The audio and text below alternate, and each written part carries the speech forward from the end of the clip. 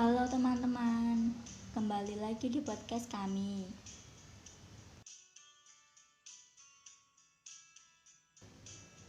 Bersama dengan Hani, Lina, Arya,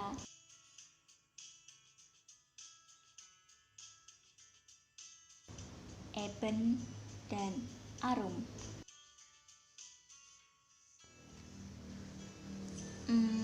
Bahas apa ya? Nah, podcast kali ini kami akan mengupas tentang budaya daerah yang ada di Indonesia. Wah, pastinya beraneka ragam ya di setiap daerah masing-masing dan tentunya berbeda dari yang lain. Penasaran? Yuk tonton terus video ini dari awal sampai akhir. Stay tune. Mulai dari kota Yogyakarta dulu ya. Ada apa sih di Jogja? Siapa sih yang tidak kenal dengan kota penuh kenangan ini? Hehe. Ya, betul, yaitu Jogja. Jogja terkenal sebagai salah satu daerah yang banyak digemari dan didatangi warga luar daerah untuk berkunjung ke tempat kuliner yang ada di Jogja. Salah satunya dikenal sebagai pusat kuliner gudeg dengan sumber utamanya protein dan yang menjadi populer karena bahannya berupa nangka muda. Kita dapat menemukan di pekarangan milik masyarakat Jogja. Yang menjadi ciri khas yaitu rasanya yang manis dan gurih. Soal cita rasa, makanan ini tidak kalah endulnya dan dijamin bikin nagih. Proses pengolahannya membutuhkan waktu lama hingga buah nangka muda tadi bisa benar-benar empuk dan siap dikonsumsi. Uniknya lagi, gudeg dimasak bersamaan dengan daun jati, di mana daun inilah yang memberi warna coklat yang khas dari masakan ini. Gudeg yang dimasak dengan menggunakan santan dan gula biasanya disajikan dengan nasi putih lengkap dengan berbagai jenis lauk pauk.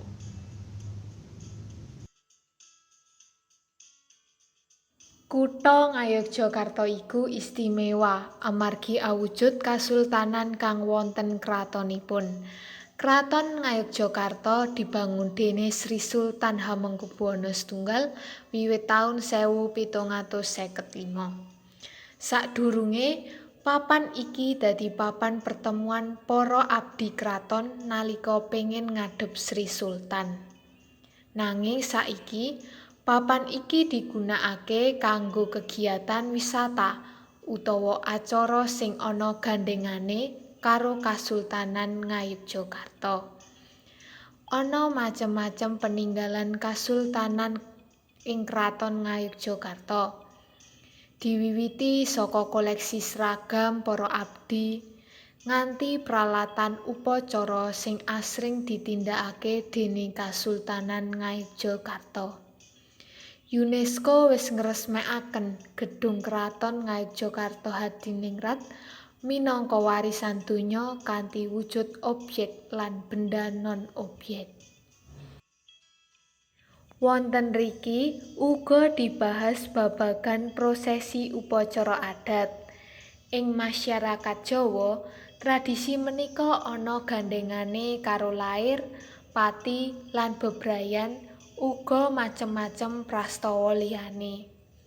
Upacara tradisional Jawa minangka ritual sing ditindakake bebarengan karo kelompok masyarakat kanggo nggayuh tujuan sing didasarake saka nilai-nilai luhur para leluhur lan dipercaya déning masyarakat supaya bisa tentrem sajroning urip. Sawetara upacara adat sing isih ditindakake dumugi sakmenika yaiku upacara tingkeban. Ing upacara kasebut ana akeh tahapanipun kayata sungkeman, siraman, mecah endhog, medhot lawe, braja lan cengkir, mecah cengkir, ganti busana kaping 7, dodol rujak lan potong tumpeng. Selain kuwi, ana salah sijining ajaran moral saking wayang kulit. Crita ing pagelaran wayang kulit kasebut nyata nuduhake piwulang moral ing ngendi masyarakat bisa ngerti apa sing becik lan ala. Contone, etika nilai ing wayang biasane diwartakake kanthi cara sing jelas, muga manungsa duwé wani gawe keputusan saéngga bisa migunani ing sajroning uripe. Saben tindakan ora bisa mlayu lan nyerahake tanggung jawab, yaiku salah sijining piwulang babagan cara tumindak manungsa. Menika contoh busana Jawa gagrag Ngayogyakarta kagem tiyang setri. Musik merupakan bagian yang penting untuk perkembangan dan kecerdasan setiap orang karena memberi pengaruh positif. Di Yogyakarta, terdapat musik tradisional dalam konteks budaya masyarakat setempat, yaitu gamelan. Gamelan tersebut menjadi alat musik tradisional asli Indonesia yang mendunia dan sudah masuk di kehidupan sehari-hari masyarakat. Seperti di saat pernikahan yang menggunakan upacara adat Jawa, mengiringi tarian hingga pertunjukan wayang. Gamelan ini satu kesatuan utuh yang diwujudkan dan dibunyikan bersama serta disusun sedemikian rupa dan membentuk pakem dalam konteks permainan tradisional. Irama musik yang keluar mencerminkan keselarasan hidup sebagai prinsip hidup yang dianut masyarakat Jawa. Selain itu, didominasi dari kayu dan gangsa atau sejenis logam campuran timah dan tembaga. Penabuhnya harus lembut. Dengan duduk bersila, perangai penabuh tidak boleh jelalatan serta fokus, dan menabuhnya tidak boleh ugal-ugalan. Artinya, hidup harus bisa mengendalikan diri dan menjaga sopan santun. Tidak jumawa. Dalam orkestrasi gamelan, seseorang pengendang menentukan ritme gending. Selanjutnya ada bendrong lesung. Lesung adalah alat tradisional dalam pengolahan padi atau gabah untuk menjadi beras. Fungsi alat ini itu untuk memisahkan kulit gabah dari beras secara mekanik. Lesung sendiri sebenarnya hanya wadah cekung yang biasa terbuat dari kayu besar yang dibuang bagian dalamnya. Gabah yang sudah ditaruh akan diolah dalam lubang tersebut. Lalu, padi atau gabah ditumbuk dengan alu atau tongkat tebal yang berasal dari kayu dan padi tersebut dipukul secara berulang-ulang sampai terpisah dari sekam. Lesung di Jawa dan Banten dibuat dari kayu embacang yang tua. Lesung yang dipukul awalnya kesenian ini merupakan tradisi masyarakat setempat dalam menyambut panen raya, dengan tujuan untuk mengungkapkan kebahagiaan atas jerih payah yang dilakukan dan yang telah membuahkan hasil. Biasanya ditampilkan pada acara-acara tertentu seperti hajatan, sunatan, atau acara sukaria setelah panen. Selain itu, ada juga makanan khas Banten yaitu sate bebek. Meskipun daging bebek dikenal alot, tapi saat diolah menjadi sate justru malah empuk. Ya, daging bebeknya memang diiris berukuran sedang. Lalu dibumbui hingga meresap. Bumbu yang digunakan adalah bawang merah, bawang putih, gula merah, cabai, ketumbar, kunyit, kemiri, lengkuas, garam, serta merica. Inilah bumbu rahasia yang membuat wisatawan selalu terkesan akan rasanya. Nah, agar daging bebek terasa empuk dan bau amisnya hilang, potongan daging bebek harus direndam dalam bumbu selama kurang lebih 1 hari baru bisa dibakar. Setelah bumbu dirasa cukup meresap, daging baru ditusuk dengan tusukan sate dan dibakar di atas bara api hingga matang. Biasanya, banyak rumah makan sate bebek yang tetap menyediakan kuah kecap, kuah kacang, serta sambal sebagai teman bersantap agar sate terasa lebih nendang, ditambah menu lain sebagai pendamping yakni sup. Dijamin bikin ketagihan dan cocok banget dimakan dengan sepiring nasi panas. Sulawesi Utara mempunyai aneka jenis makanan yang khas, antara lain tinutuan atau bubur Manado, nasi jaha, pangi, dan gulai ikan fufu. Istilah tradisional untuk bubur Manado adalah tinutuan, yang berasal dari kata tu'utu, yang artinya nasi atau bubur. Jadi, tinutuan artinya harfiah adalah dijadikan bubur. Di sejumlah wilayah Minahasa, istilah tinutuan sering disingkat menjadi tinu. Bahan pembuatan tinutuan sederhana. Tinutuan merupakan campuran berbagai macam sayuran. Itu labu kuning yang juga disebut sebagai sambiki, beras, singkong, bayam, kangkung, daun kedi, jagung, dan kemangi. Selain itu, bila kita berbicara tentang alat musik tradisional, maka kebanyakan orang yang menyebut kolintang pasti cukupnya populer di telinga masyarakat luas. Alat musik yang berasal dari daerah Minahasa ini adalah alat musik perkusi.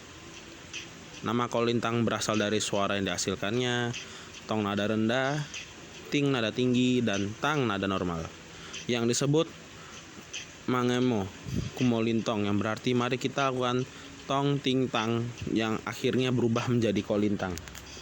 Nah, kalau kolintang itu dimainkan dengan cara dipukul pada kayu-kayu yang telah disusun menurut tangga nadanya menggunakan alat pukul yang sudah dilapisi bahan yang empuk seperti kain atau karet. Kolintang sendiri terbuat dari bahan kayu lokal yang cukup ringan seperti kayu telur, benuang, cempaka, waru, dan sejenisnya yang mempunyai serat paralel. Nggak ketinggalan juga kita membahas seputar suku Betawi. Kuliner yang wajib dicoba untuk salah satunya kerak telur. Jajanan ini sangat populer bagi warga Jakarta dan rasanya gurih dan terbuat dari telur ayam atau bebek, beras ketan putih, ebi yang disangrai hingga menyerupai abon, lalu ditambah bawang goreng dan diberi bumbu halus seperti kelapa sangrai. Kerak telur menjadi salah satu jajanan yang bisa dibilang agak susah ditemui karena kurangnya peminat dan relatif harus cepat dihabiskan. Kerak telur ini bisa juga sangat enak jika menggunakan antara ayam dan telur bebek dan dipadukan dengan nasi dimasak menggunakan arang, sehingga relatif tradisional. Kita dapat menemukannya di area Kemayoran karena daerah tersebut yang masih mempertahankan jajanan kerak telur tersebut. Ada juga alat musik tradisional dalam kesenian orkes musik gambang kromong di Jakarta, yakni kecrek. Musik ini kerap dipakai dalam seni perdalangan sebagai bentuk pemberi isyarat maupun gerakan sikap wayang. Selain itu, dipergunakan sebagai penghias irama lagu. Untuk memainkannya dengan cara memukul alat lainnya tersebut menggunakan cempala. Biasanya dalam pertunjukan wayang, krecek ditekan oleh telapak kaki. Menurut saya, cara memainkan alat musik ini mudah, karena dengan digoyangkan menggunakan tangan maupun kaki. Selain itu, kita dapat menemukan alat musik ini dalam musik dangdut, gambang, dan tarian juga wayang. Indonesia merupakan salah satu negara dengan keanekaragaman budaya, bahasa, agama, suku, dan lain sebagainya. Tuhan menciptakan kita berbeda agar kita bisa menerima dan toleransi pada perbedaan yang ada. Ingat bahwa kita mempunyai semboyan Bhinneka Tunggal Ika, yang berarti berbeda-beda tetap satu jua. Dalam kutipan Gaudium et Spes artikel 24 mengatakan bahwa dalam masyarakat majemuk, setiap orang harus berani menerima perbedaan sebagai suatu rahmat. Perbedaan adalah keindahan dan merupakan faktor yang memperkaya. Adanya perbedaan itu memberi kesempatan untuk berpartisipasi menyumbangkan keunikan dan kekasannya demi kesejahteraan bersama. Nah, itu tadi pembahasan mengenai budaya yang ada di Indonesia. Sudah paham kan? Kita berasa keliling daerah ya, tapi kelilingnya secara online karena kondisinya belum membaik.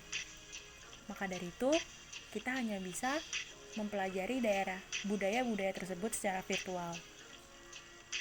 Semoga pembahasan yang kami berikan jelas dan dapat bermanfaat bagi para pendengar.